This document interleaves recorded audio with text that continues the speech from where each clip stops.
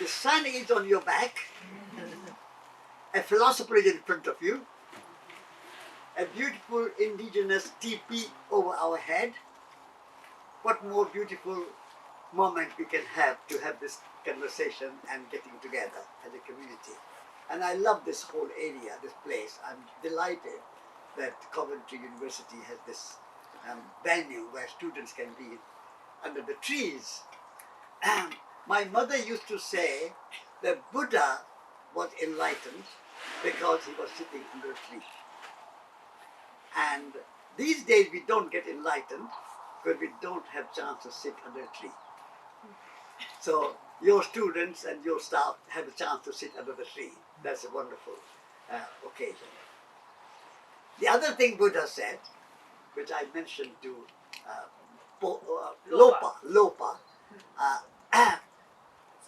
Lopa's second name is Mudra. And one of the famous mudra, which is a body posture, like this is a mandala mudra, and this is a kind of greeting mudra. I'll come to it in a minute. But Buddha was sitting in meditation, his left palm below, right palm above, and his son, 18 years old, Rahul, came to the Buddha and said, "Father, you are a world teacher. Who is your teacher?" Only a son can ask that pointed question. And so Buddha, without saying any word, lifted his right hand and touched the soil, the earth. As he said, "Earth is my teacher. Earth is my teacher." This is something we have to remember. And that is called Bhumi Sparsh Mudra. Bhumi means earth or land or soil, and Sparsh means touch, and Mudra means gesture or posture. Is that correct meaning? Gesture, posture? Yes. Mudra. So, now the other mudra is two hands together. So right hand represents the world. Please bring your right hand in front of you and just think of the world. Right hand represents the world. Left hand represents the self. And when you bring two hands together, you are uniting the world and the self. And when you meet somebody in front of you, that other person is the world for you.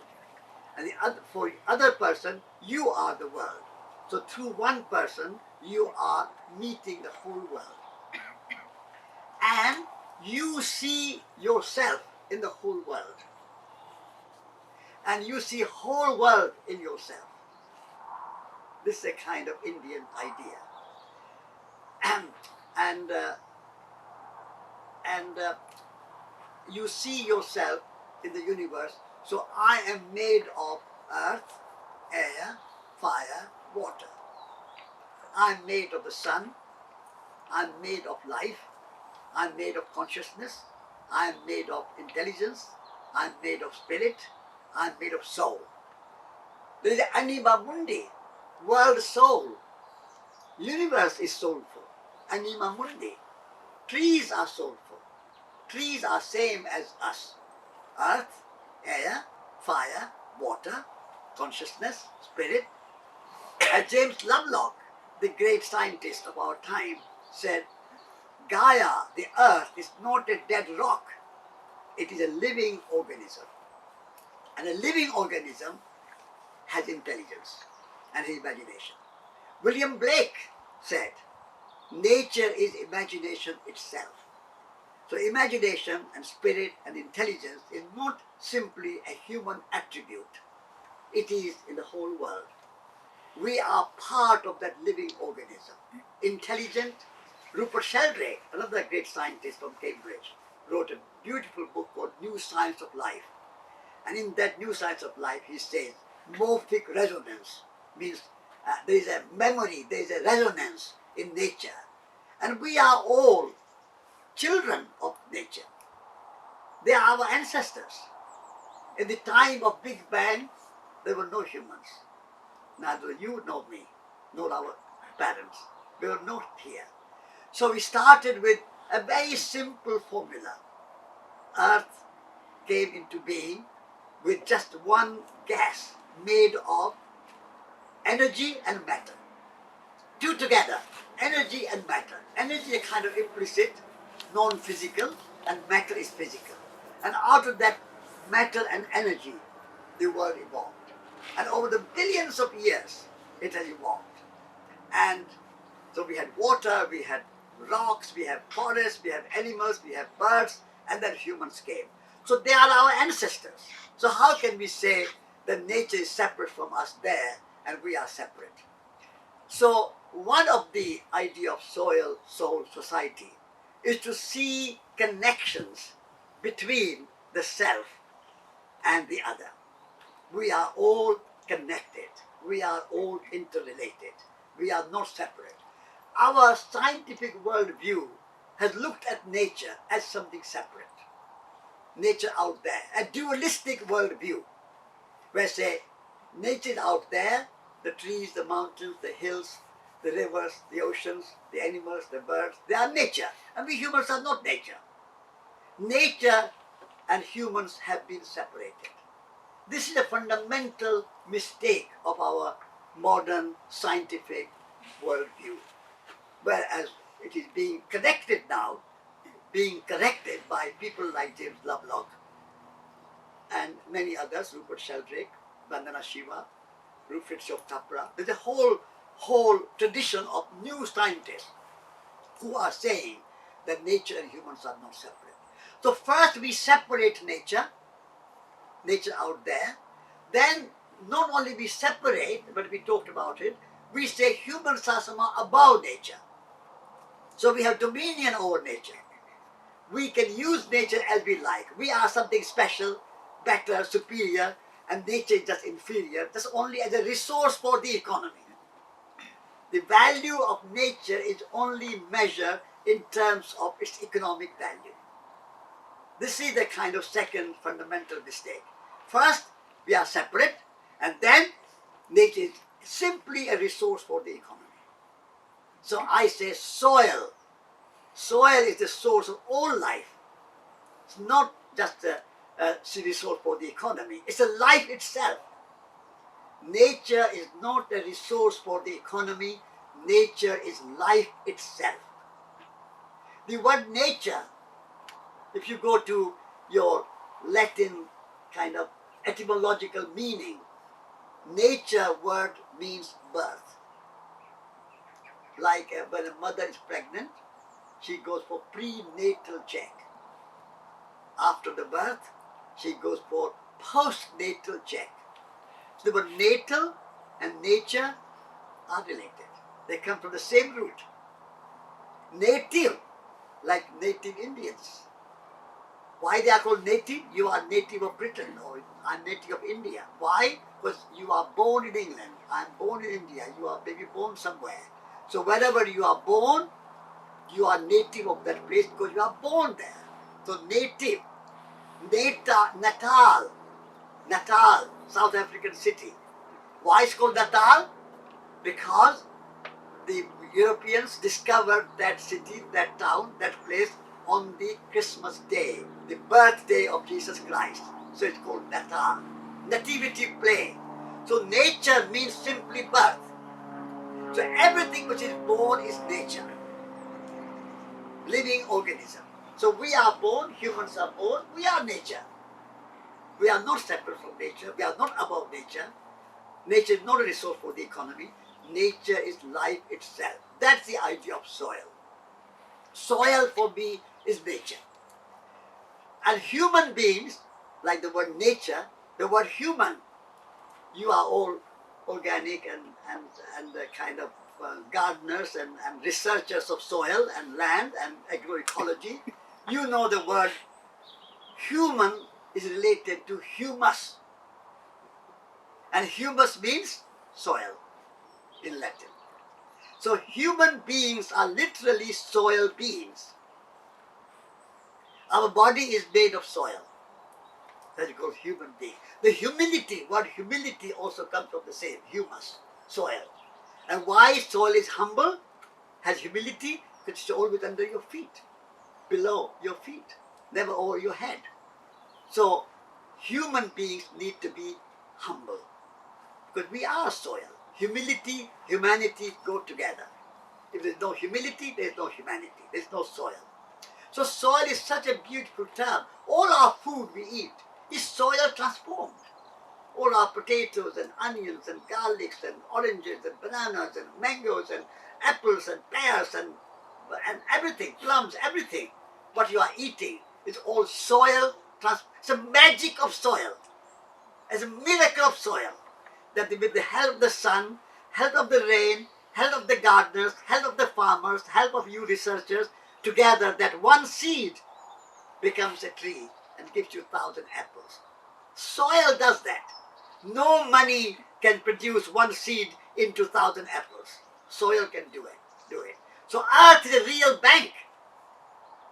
All your National Bank or Barclays Bank or HSB Bank are just name bank. But the real bank is earth. If you put one seed, it gives you thousands of apples. Not 1 year, not 2 years, not 5 years, not 10 years, but maybe 50 years, depending on the quality of the tree. I have 15 apple trees. So I know the banking of apple and seed and soil. And for last 20 years, I have been making apple juice. At this moment, we have apples. So many apples, wind falls, you cannot eat them. Last year, we had a bumper crop of apples. We made 200 bottles of apple juice without any money. You don't need any money. You need just a little hand press, and your labor is infinite. People think, save labor. It's a completely stupid word for me, save labor. But labor is not a shortage supply. I've been laboring, making apple juice, cooking food, gardening, making things, and I've never been run out of labor. But if I have money like this, I run out of money. Somebody has to give me money, but nobody has to give me labor. I have it, and all the time I'm using it. So there's never labor running out in my life. And I don't think it will run out in your life. You always have labor to spare. So I don't think we should do anything to save labor. There's no need to save labor. Use the labor. It's your free gift. Use the labor. Doing things is good for my body. When I garden, my body is healthy. My mind is healthy. My emotions are healthy. My relationship is healthy. When I work with my wife in the garden, we are working together. Harvesting potatoes together. We are sowing asparagus together, harvesting asparagus together, harvesting beans and peas and strawberries and raspberries and apples together. We are making apple juice together. Somebody's chopping the apples, somebody's pressing the kind of machine, somebody is washing the bottles, and we are making apple juice. So working together, labor is good for us. The other misconception which science has brainwashed us into is that we have a shortage of time. It's a completely 100% wrong idea. I never have shortage of time. When God made time, He made plenty, or she made plenty of it. There is no shortage of time. We have created in our mind, I have only hours or days or weeks or months. But it's dream time, eternal time. I have whatever time I have, I live eternally. And even if body goes after my death or at my death, I'll have a new life. Time is eternal. Time is eternal. And we come and go, and trees come and go, and everything comes and goes, but they're still in time. Time never runs out. Our body may run out, but time never runs out. Our body will come back in a new body. So if we have this kind of magnanimous view of life and soil, then I think we can look after soil as if soil is us and we are soil. And then we can also go into soul, the spirit, because as I said, soil is not dead soil. Earth is not a dead rock. Nature is not inanimate. Nature is animated. My very good friend at Schumacher College called Stephen Harding, and he's a good friend of James Lovelock, disciple of James Lovelock. And he wrote a beautiful book called Animate Earth. So soul, anima mundi, animate earth. Soul is there to be also cared for. Like you care for soil, You care for soul, you care for spirit, you care for imagination, for intelligence, for our compassion, for our kindness, for our generosity. All these things have to be cultivated.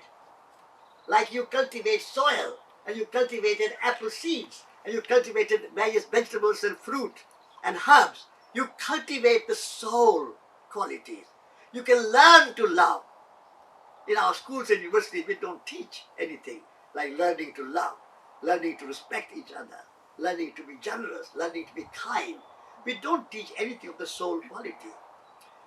At Schumacher College, we always say our education is education of head, education of heart, and education of hands. Head, heart, and hands. The heart is connected with the soul. Heart is the quality where we cultivate our kindness, compassion, generosity, relationship, friendship, family, love for nature, love for each other, love for yourself, love for myself, love at every level. That's a kind of soul quality. If we have just material external world and care of the external world and not the care of the inner world, that's not complete. Just external is not enough. We need external love, external transformation, external change, external improvement, external caring, and external protection, external conservation. All these words are beautiful.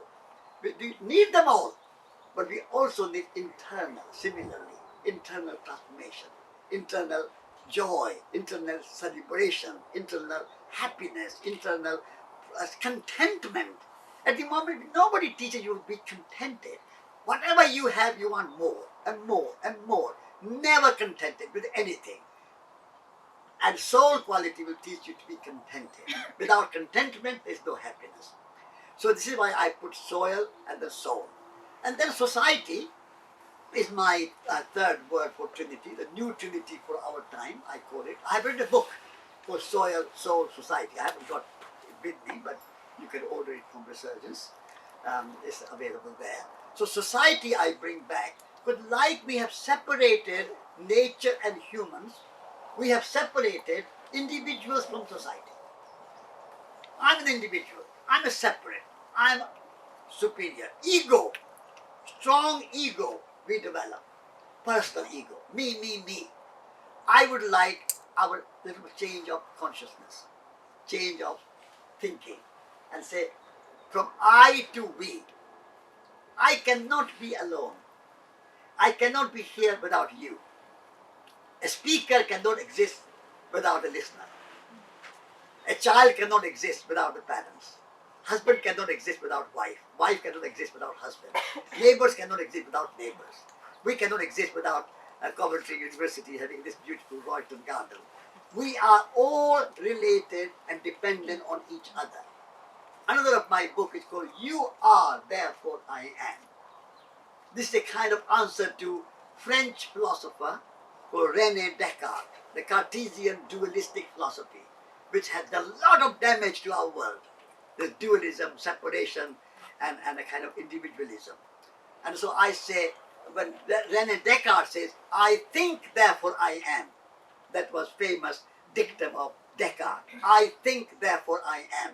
I said, that's completely wrong. I am, you are, therefore I am. In Sanskrit, we will say, soham.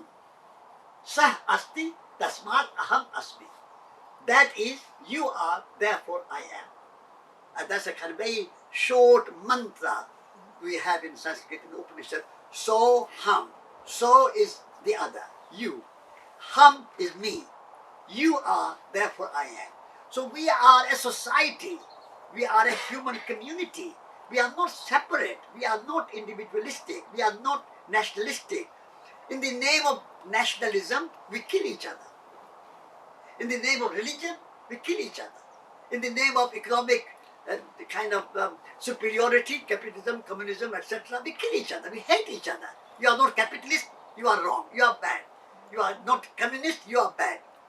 So, in the name of religion, nationality, race, gender, education, many, many things, hundreds of things you can list, we have separated ourselves from each other. And we treat humans as a resource for the economy. Like we teach nature as a resource for the economy. We treat humans as a resource for the economy. Even I would imagine or guess that at the Coventry University, you will have a department called HR. Do you?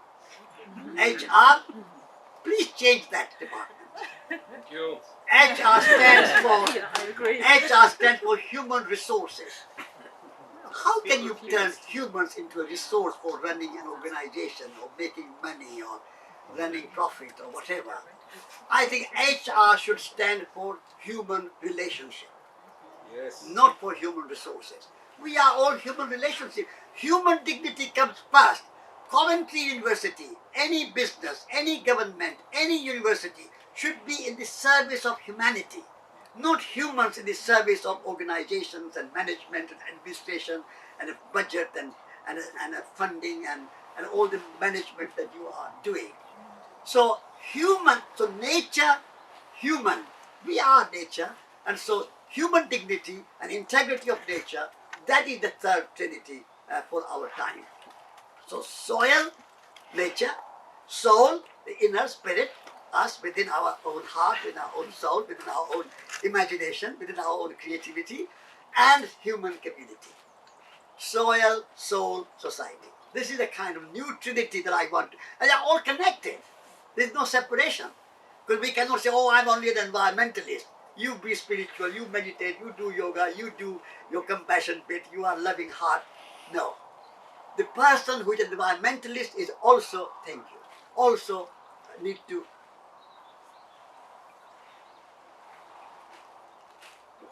the person who is environmentalist also need to be a loving, kind, compassionate person. Also, we say, I'm a social activist. I go for Extinction Rebellion. I go for Fridays for the Future. I stop the oil, Friends of the Earth, Greenpeace, WWF. I'm working for all these environmental things. I have no time for social justice. I said, you can't separate human well-being and human rights and social justice separate from environmental justice. Environmental justice and social justice are two sides of the same coin. You cannot separate them. So for me, a loving heart and an active radical activism go together. So my another book I have written called Radical Love. Radical love is to bring these two together, the radical activist and the loving, kind-hearted person.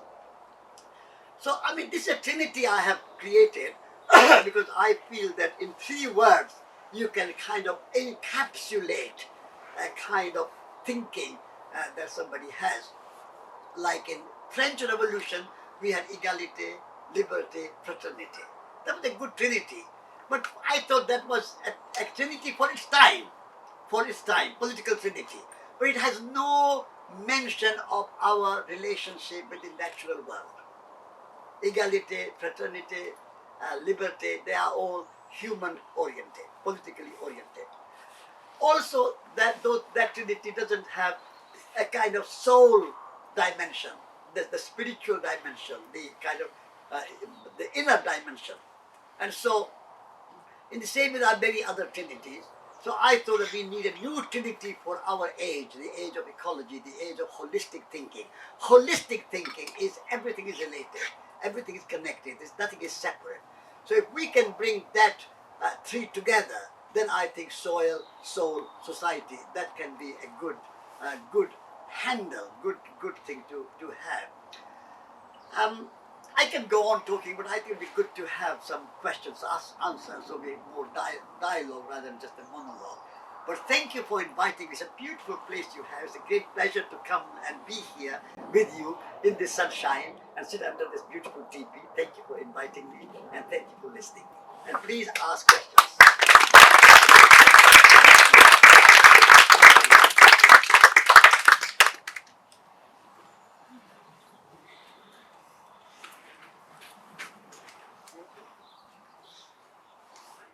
Yes, please. Please. On the mic. You want the mic? You can use this one, baby. Why don't you come up? Can we not take that out from there? It seems to be clipped on. Should be able to take it off. So good morning. So my name is Priscilla. Very nice to meet you. With Jasper here, we've started a series of interviews with different movement activists in the food sovereignty movement, reflecting on the role and the importance of spirituality in organizing. So I was wondering if you could say a bit more about that, because it's an aspect that we don't often speak about. We speak about the political aspects of food sovereignty, the economic alternatives that we might need, the different kind of political participation or democracy that we might need, but the spiritual aspect of the social transformation that we want to see is something that certainly in our context we don't speak a lot about. So I would be curious if you could speak to that. How do you see the importance of that spiritual dimension? Thank you.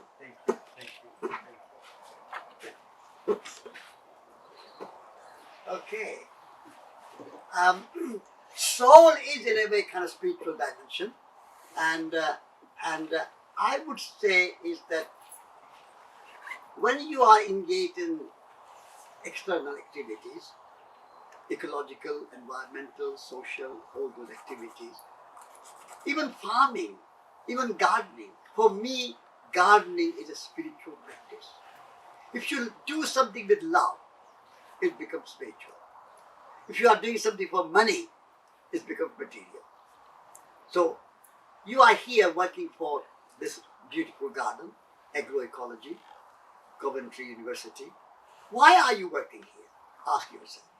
Am I working here for status, power, career, position, name, fame, money, whatever? If you are working for all those external reasons, even if you are in a socially activist sphere, why are you acting there? What is your purpose? So the spirituality is in that purpose driven. Then what is the meaning of your work? What is the meaning of your action? What is the meaning? The moment you focus on the meaning and the purpose, it becomes spiritual. You can be a businessman. You can be a politician. Mahatma Gandhi was a politician. He was an activist, but he was a spiritual activist. Spiritual activist. He did it out of love for humanity, not for his name, not for his fame, not for his money, not for any other purpose, just simply to serve humanity, simply to serve the earth. Martin Luther King, he was a great activist. I had a great privilege of meeting Martin Luther King after I had concluded my walk from India to America, after walking 8,000 miles. And that was a spiritual walk. Why I was doing that? I was doing it as a pilgrim. And after my 8,000 miles walk, I met Martin Luther King. And he was an example of a spiritual activist. So, spirituality is not religion. Spirituality is not Hinduism, Buddhism, Christianity, Islam, or whatever. Spirituality is about relationship. The word spirit comes from breathing. Inspirare, expirare, breathing out. And when you stop breathing, you are expired. So spirituality is to breathe. What are you breathing? We are breathing the same air as every one of us. We are breathing the same air as the tree and the plants and the birds and the animals and all living beings breathe. So we all share. But you can't see breath. You can't measure breath. You can't quantify breath. So as you cannot measure, quantify, breath and air is not a material thing which you can objectify. Like an object, like this microphone is an object, this table is an object, this body is an object. But air, breathing, which is the spirit is to breathe. That breathing is not something measured, something quantified. It's more quality. So the moment you shift from quantity to quality, you are in the sphere of spirit. The moment you move from quantity to quality, that's a simple definition for you to remember. The moment you shift from quantity to quality, from material, objective, measurable, calculatable, analyzable facts and figures and material things to a more feeling, more understanding, more appreciating, more celebrating, more loving. The moment you reach in that sphere, which cannot be measured, we cannot be analyzed, we cannot be objectified, but that is the spirit. So if you are working for University of Coventry, out of your love for land, out of love for agroecology, out of love for your colleagues, out of love for education, out of love for humanity, and love for life, then you're teaching and you're working in this office, even in front of a computer, even in front of a desk, even in front of something else, you are a spiritual being. The moment you are just thinking about my money, my name, my fame, my ego, me, the moment you go into that quantifiable material sphere, you are into a more materialistic world. So that's a one very simple definition. So all of you can think, why am I working? Whatever I'm doing. You're a family person. You're a mother. You're a father. Motherhood is a very spiritual thing. But what is there in motherhood? Love of the child. What is the fatherhood? The love of the child. What is a good husband, good wife?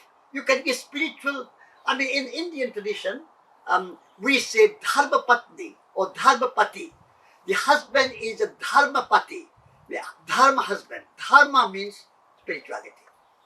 Dharma patni, the spiritual wife, the spiritual. We name dharma pati, dharma patni. So the moment your relationship is not in ego, not for me, but for love for each other. Love for each other is coming out of your ego and caring for each other. So the moment you come in that, you don't have to go to church to be spiritual. You don't have to kind of do any kind of particular ritual to be spiritual. You don't have to go to temple or mosque to be spiritual. You can be spiritual in your heart. Spirituality in your heart, not in the books, not in the Bible, not in the Quran, not in the Bhagavad Gita, not in temples and churches and Pope and priest and Muhammads and mullahs and whatever you have. It's not there. Spirituality is in your heart. And you have to look that spirituality into your heart. Not any kind of theory, not any kind of philosophy, not any kind of book, nothing. Drop them all and come to your heart. You are the greatest book of spirit in your heart. You are the greatest temple in your heart. The greatest cathedral is not in Westminster Abbey or St. Paul's. The greatest cathedral is in your heart. So the moment you come into your heart and do everything for compassion, for love, for caring for each other, caring for yourself, loving for yourself is spiritual. And loving each other is spiritual. So love is a very overused word, but still it's never out of date. We can still use it. So spirituality is that. So to come to yourself and ask, what is the meaning of my life? What is the meaning of being a husband? What is the meaning of being a wife? What is the meaning of being a child? What is the meaning of being a director of Agroecology Institute or whatever?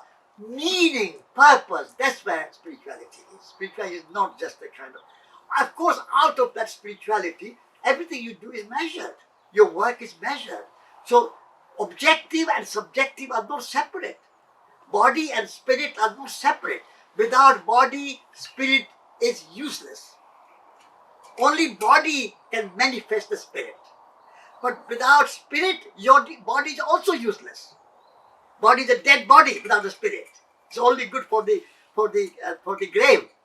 And so you need to say that, have I got that spirit and body together? Meaning and action together. The other important spiritual aspect is all your action should be for the sake of action itself. There's nothing after it.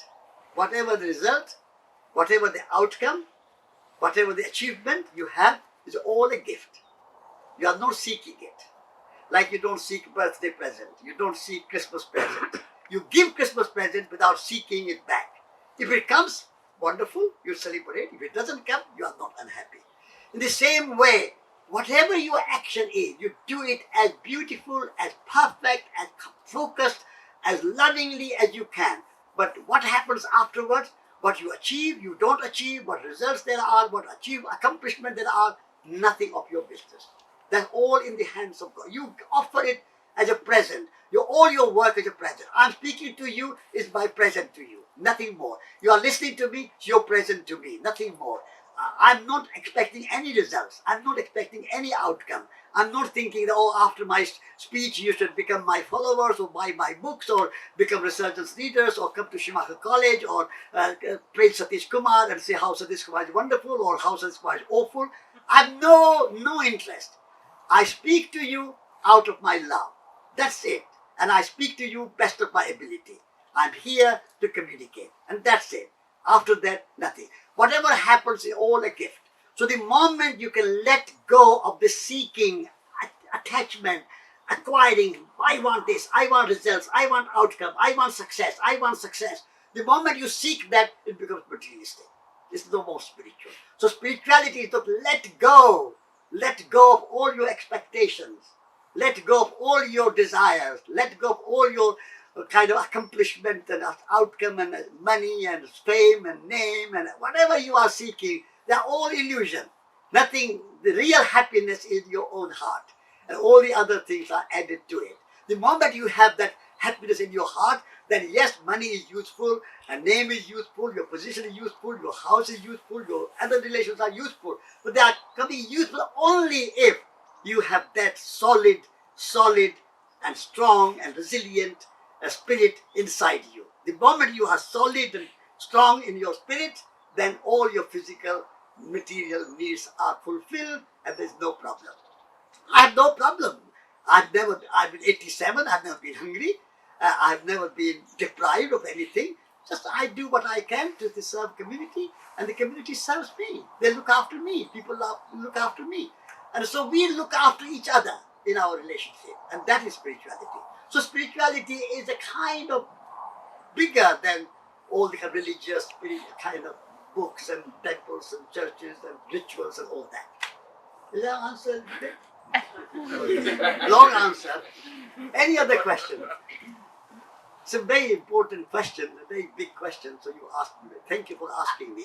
Gave me a good opportunity. I have a reflection, maybe you can explore, because you said that you are 87, and I feel like, wow, I hope I can live to 87 and be able to talk and be so eloquent like you. So I wonder if you could explore the connection between, you said, the mind, the body, and the soul, but also to include health, because that is like at least my area of expertise, and I feel always intrigued by how we separate things, like the food that we eat, how we cultivate the food, the way we relate to each other, our mental health, and also our physical health. So it's not more like a question, but whether you could share a little bit of your experience or your wisdom looking at the health perspective as well. Thank you. That's a very good question. A very good comment. First of all, as I said, I don't expect anything, and that is a good source of health. But expectations creates worries. Worries is debilitating. So I don't worry about anything. I just let go. So that's very good for my health. My mental health and physical health both help if I don't worry. That's one first step. So if you are looking for good health, just drop your worries. Things will work out. Things will work out. Universe has a good plan for you. Let the universe work that plan. You don't have to control the universe plan too much. So let go of worry. That's the first thing. Second, I have always kept my physical activism alive.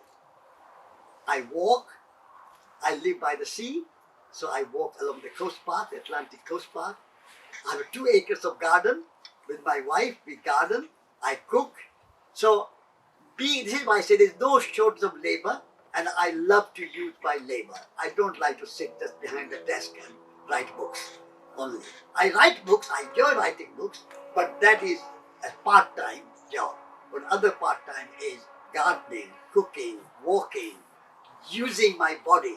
So I would say I work maybe on average 3 days a week. And the rest of the time, on hourly count, about, I would say, about 20, 21 hours a week I work. And the rest of the time I am enjoying other things. Walking, friendship, family, traveling, etc. So if you are working 5 days a week, consider if you can negotiate with the University of Coventry and work 3 days a week and have or 4 days a week, meaning maximum, and have a good Friday, Saturday, Sunday for yourself. When you can garden, you can go for walk, you can write, you can paint, you can dance, you can sing, you can do other things.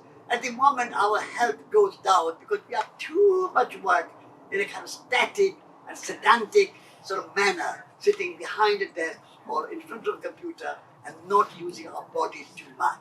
Too many labor-saving technologies, time-saving technologies, which make our body needs to act, to be active. And I don't need to go to gym. My garden is my gym, and my walk is my gym. And so I would say work part-time. I work part-time, and I do lots of outdoors, and that gives me good health. Mental health as well as physical health and emotional health. Of course, we are all humans, and we all have some little bit of time when we feel a bit mentally or emotionally, particularly emotional health, emotional trauma, emotional anxiety in my life. I have gone through occasional times, and I've come over that. I've come over and managed to go over. But I would say that is it. Work, intellectual work and physical work should be in good balance.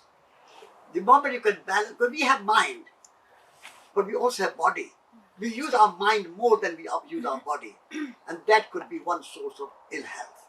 So if you balance the two together, and mind and body working together, at the moment our universities, I mean your university is special and different and an exception, but Oxford, Cambridge, Harvard, Yale, they're all universities. You go there, the universities look at the students and they say, the students have no body. How can you have a health if you have no body? You have no body. You have no heart, no hands, no legs, just a brain. So they educate just the brain, and only half brain. They educate half brain. But we have two hemispheres of the brain. The left hemisphere is the hemisphere of reason, science, management, mathematics, analysis, all that. Very practical and pragmatic. The right hemisphere of the brain, intuition, imagination, creativity, spirituality, all those sort of relationship. So our universities don't touch the right hemisphere of the brain. And they don't teach you anything to do with your heart. How to love, how to be compassionate, how to be kind, how to be respectful, how to enjoy, how to celebrate. Universities don't teach you those things. And they don't teach you anything with your hand. Oxford has no garden where students can do some gardening. Oxford has no cooking where students could do some cooking. They have dreadful food. I've eaten in Oxford University, in a number of colleges there. Dreadful food. Just mass-produced and amazing that Oxford and Cambridge, such big universities, with so much money they have, millions and millions in their endowment, billions and billions in their estate and so on, and no good food, no garden, no free air, fresh air. So how do you expect to people learn to be healthy? They're only thought of mind, mind, mind. Mind is good. We need mind. Mind is wonderful. I love my mind. I use my mind. But I don't forget my body. So if you want a healthy body, use your body. That's all I can say. Yes. Thank you. Easily leave this thing behind or deal with them differently. But many of us also do what we do for love. So there is hope, there is an expectation that might make us feel better. And that hope is also nourishing why we do certain things. Yeah. So how do you deal? The letting go is also sometimes letting go of something that you maybe expect from a relationship of love. So how do you deal with that? No, I would say you let go of expectation. You don't expect to love back. If you get love back, that's a gift. You are delighted, you are grateful, it's wonderful. But if you don't get it back, still you love. Your love is not conditional. Your love is unconditional and unlimited. It's not that I love so much and then when you love me back, I love you more. No. Unconditional, unexpected, without any expectation and without any ifs and buts. So, and you say in university you measure. And measuring is a kind of means to an end, you can say. You can use measure. You can say that we will need a marquee for 20, 30 people, or we'll need some chairs. But measure is okay. Measure is not wrong. But measure is not all. At the moment, measure has become more important and the meaning has become less important in general society. So I would like to say put measure and meaning together. I'm not discarding one or the other. They are both valuable. Like I say, body and spirit are equally valuable. But we put more emphasis on our body and not much emphasis on spirit. In the same way, we put more emphasis on measurement and not enough on meaning. What's the purpose of doing it? All this measurement is fine, but what's the meaning of it? And that meaning comes in your love, in your commitment, in your dedication, your idealism, your values. If those things are as important, then measure is okay. There's nothing wrong with measure. But at the moment, measure has become too important and the meaning has become less important. And this is why everything is measured, but meaning is missing. And following on this, have you found that in your long life of activism, you have maybe changed what you were doing or where you were going to talk or whether you were working or writing a book because of, not the expectation, but again, the sense that you want to change something. Yeah. I mean, I have changed. I have changed in my life, and many of these ideas have evolved, developed. I've learned in my life. So it's not all that on the very first beginning, from the childhood, I had all these things. No. But when I have done my whatever action I have done, I have focused on the process rather than the product. Of course, the product there. When I'm focusing on the process of cooking, food is there at the table and we do eat it. But while I'm cooking, my focus is on the cooking. Because the same way when I'm writing a book, of course the product is there, book will be out and be published and people will buy it. But my focus while I'm writing is on the writing, on the meaning, what I'm going to put in it. So process is as important for me as the product. The means are as important as the ends. Actually, sometimes for me, means are more important than the ends. But the ends are not in my control. Ends are not in my hand. Results are not in my hand. The outcome is not in my hand. But process is in my hand. Action is in my hand. How I do it in my hand. I don't know how many books will be sold. I don't know. I can't control it.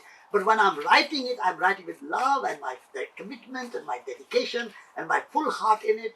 And that's all I can do. So if you can focus on the process of doing, the meaning and the means of doing, and means should be as good as the ends. Sometimes we use wrong means to achieve good ends. Oh, I'm doing something for the good, whatever that means.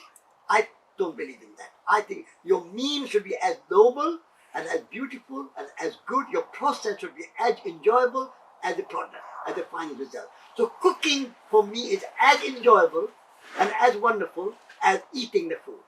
Writing the book is as important as maybe selling the book. Actually, selling the book is not anymore by interest. Let the publisher sell it. If they sell 10,000 or 5,000 or 50,000, it's up to them. I'm not too worried. I don't look at my royalty statements. I don't look at it, my bank statements.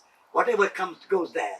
So process, the means to an end, the kind of, all that is so important. Yes, please. Go ahead, Patrick.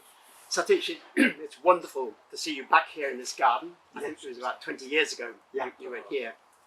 And also, it's lovely to see you on the regular meditations that you organise for the Oxford Real Farming Conference most months, and particularly the one for the summer solstice, which I thought was wonderful. And during that, I think it was, you handled a question from a young woman who asked how you deal with the perpetrator of abuse to anybody. To which you gave a very eloquent and soulful answer. Most of us here have to deal every day with the perpetrators of abuse to the biosphere.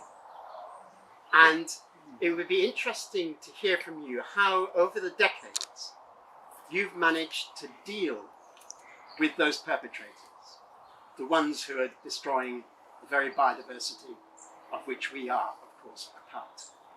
Very good question. Mahatma Gandhi was asked, how do we not hate the British? They are perpetuating their colonialism and imperialism every day on us. And Gandhi said that without the cooperation and participation of us, the Indians, nobody can colonize us.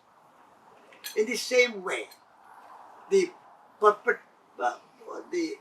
kind of destroyers of biosphere, of the environment, cannot destroy the environment unless the masses of people participated in that process. If millions of people stopped purchasing cars or purchasing petrol or gas, BP and Shell will come to an end. We take part in that process. We use electricity, we use trains, we use cars, we use telephones, we buy computers, we buy smartphones. We all of us, even those who are environmental activists, we are participating in the destruction of our biosphere. So we cannot just say it's a BP, it's a Shell, it's a Rishi Sunak, it's a Boris Johnson or Biden or Modi or whoever. We cannot just blame some symbolic person unless we say, am I participating in that process myself or not? If we lived, millions of people lived a life planting trees and growing food and looking after each other and making beautiful crafts and paintings and music and dance and not putting carbon emission and not putting waste and landfills and carbon emission, all that, I think BP and Shell cannot exist. So if we, it's my phone. I just turned it off. Yeah. Sorry about it. So if we are all participating in that process, and therefore we have to change our life. Even we don't have to be perfect. We don't have to be perfect, but move in that right direction. Gandhi was wrong. I don't know how do you turn it off? I don't know what do you do? We can have mute. Yeah.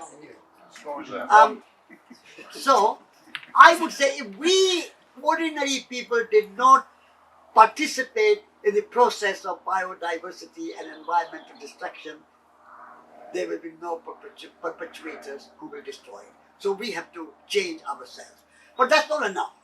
Be the change that you want to see in the world. That's the first step. And that's what Mahatma Gandhi said.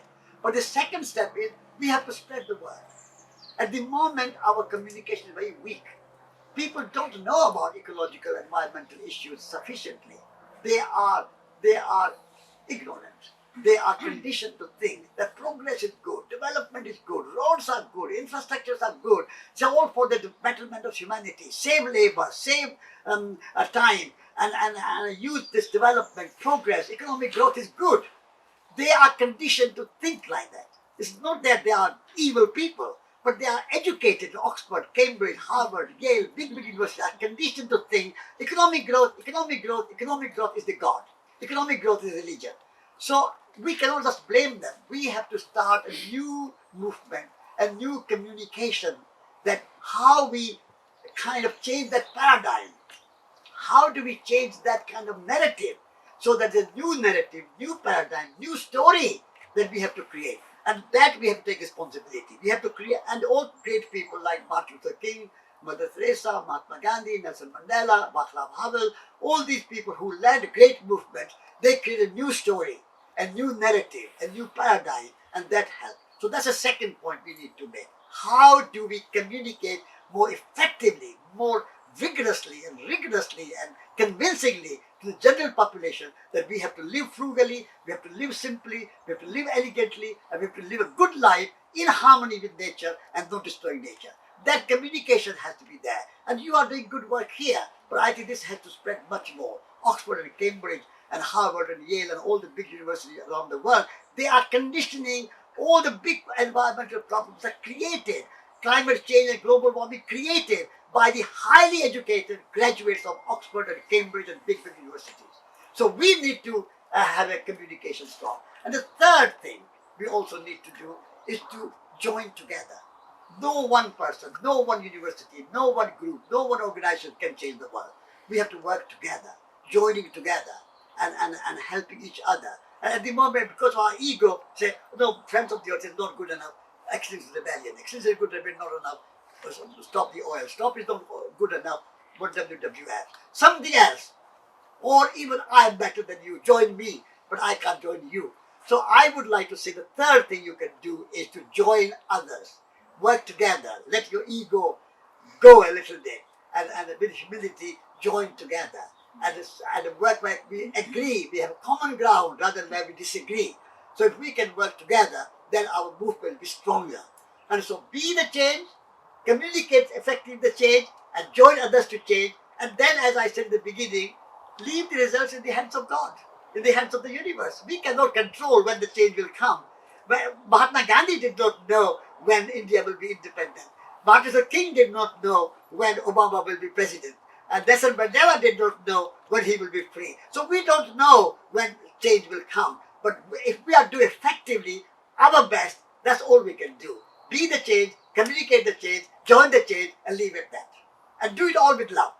That's all. Okay. Thank you. I work in the area of trauma and abuse, and I'm interested in your views on the connections between soul, society, and soil and healing. I also want to ask you if you feel you ever need to moderate your message when your audience has survivors of abuse or trauma survivors, where maybe letting go of expectations can be, maybe for me doesn't necessarily feel like the right message, because some people have such low expectations of those around them in society as a result of exploitation and the way in which fundamental trust has been broken for them. I've been involved with quite a few groups of people who work with trauma and mental and physical, mental and emotional health particularly. Have you heard of something called Family Link? Family Link is work with the kind of trauma and a kind of emotional health. Home Start, another one, they do also with family health as well. I think, first of all, I say to people who are in emotional, some sort of upheaval or ill health, I say, please don't think that you are the only one. Many of us go through that difficult time. It's not just the one. Like physical health, it's not some one person gets ill or a few people get ill. Many of us have headache, many of us have cold, many of us have one or the other problem, many of us fall down or do something. So first of all, don't feel that why me? I'm the only victim, nobody else. Many people, I would say most people go through mental, emotional, traumatic life. So don't feel that you are the only victim. That's one thing I say. Secondly, I say that when you are in a kind of emotional and mental and traumatic state, for me, whenever I have been in that state, going out in nature, being under the trees, walking by the river, looking at the flowers, looking at the birds, looking at the insects, looking at the butterflies, looking at the bees, and just focusing my mind a little bit outside my everyday problem, and going out in this wider, beautiful, amazing, beautiful world out there, that releases and consoles me with my trauma and my mental and emotional stress. There's a very lovely book by Ben Goldsmith and called God is an Octopus. And he lost his daughter, who was only 15 years old, in an accident, in a kind of motor accident on his farm. And that was such devastating for him that he did not know what to do with his life. He was such a beloved daughter. So he went to medium, he went to many therapies, he went to ayahuasca medicine, he went to South America, he went to various priests, everything he tried. But in the end, what I'm saying to you is he found nature as the solace. And so at the moment, even particularly in big cities like inner cities, Birmingham, Manchester, Liverpool, London, etc., people are living in very congested areas that there are no trees to see, no water to see, no garden to see, nothing to there, always sort of stuck in an environment, living on a social security, living in a difficult situation, family situation. Then trauma, mental health, emotional health, all those things are very natural in such situation. So I think we need to redesign our cities and even encourage people in London. I mean, most cities have a river. So I think go by the river and sit by the river or watch some birds, or even in the cities do something. So nature for me is a cure for many of our traumatic states of being. And that has been cured for me as well. So I advise that. So I do work with some organizations who work in that field. Yes, please. Yes, slightly tricky question. Yeah. I wonder if you could talk a bit about the relationship between spirituality and politics and spiritual bypassing, like Gandhi, for example, known to be a racist, known to be anti-caste. And His relationship with Dalits was Dalit, yeah. and his relationship in South Africa with the black community was quite horrific, actually. Yeah, You know, it was, very horrific, racist, casteist oppression. So there's a kind of idea around spiritual bypassing, which is bypassing some of the horrific stuff that's done in the name of spirituality, even by some of the leaders that we espouse. And I'm just wondering how we can hold on to spirituality and the principle of universal love, and then also how do we hold on to these figures that we know are quite oppressive? The thing is that, first of all, I would like to say, as I said before, spirituality and religion should not be mixed. So various like Dalit and Harijans and caste system is a result of various religious dogmatic thinking. Like in Christian church as well, has been lots of things of that kind. So religion and spirituality should not be mixed, number one. And this is why I say the soul society. The society section is to address these kind of divisions in the name of religion, caste, kind of color, gender, any kind of division. So instead of division, we should see diversity. Nature favors diversity. And we humans have become used to uniformity. We want same everybody, or division. Division between upper class and lower class, division between upper caste and lower caste, division between Brahmins and Dalits, rich and poor, educated and uneducated, Oxford graduate or Coventry graduate. If you are Coventry graduate, you are not good enough. You have to be Oxford graduate. So it's the same. It's Dalits are in England too. That's a different kind of Dalit system. But it's a kind of divisions, whereas diversity. I mean, we are all humans here, but no two faces are same. No two eyes are same, although we all have eyes, but everybody's eyes different. So this celebrating difference, celebrating diversity, and recognizing and respecting and celebrating and honoring everyone, who they are, what they are, doesn't matter. If you're not an MA or BA or a PhD or Oxford or graduate or anything, or Cambridge graduate, doesn't matter. You are a human being, and that is your dignity. Whether you are Dalit, you are not with any more Dalit. Dalit is in your head. You are a human being. I don't see anyone as a Dalit. I see them human beings. And they are exploited, they are subjugated, they are poor. So we should do everything to bring them. So I was part of a big land gift movement in India. And we collected under Vinoba Bhave's leadership something like 4 million acres of land. 4 million acres of land, not 400 or 4,000 or 400,000, but 4 million acres, and distributed among the Dalits. So that's the kind of action you have to do. So you bring the social movement, the political movement, with love in your heart to everybody. And when Vinoba was asking landlords to give land. No hatred. Say, you are my brother as much as the Dalits are my brothers. You are my sisters as the Dalits are my sisters. So I love everybody. But you are sitting on 1,000 acres of land and this person has no land at all and starving. How can we manage that? Please give 1/6 of your land for the poor, for the Dalits, for the Harijans. And so landlords were persuaded because of love. If you said, you landlord bad, you are exploiting all these people, these are words, nothing happens. Nothing happens. Just words. You can criticize, you can condemn the rich, you can condemn the exploiter, you can condemn everybody. But condemning is not going to solve the problem. What is the solution? Rather than focusing on the problem, you focus on the solution. The solution is distribute land to the poor so they have a livelihood, they can grow food, they can plant trees, they can build a house, they can have a well, they can have a bullock, they can have a cow, they can have a good life.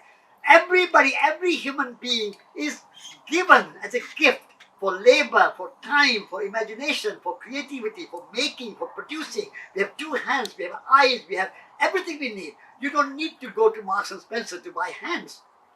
You don't need to go to Asda to buy imagination. You don't need to go to any shopping mall to buy courage. You have it. But because of social exploitation and discrimination and division and a caste system or class system or color system or whatever gender system, women were exploited. Not only Dalit, but women. Women were slaves. My woman was like a slave. Now women's place is better. So humans were slaves. In Europe, in America, Africans went as slaves. So we have that history. Now we have to change that history.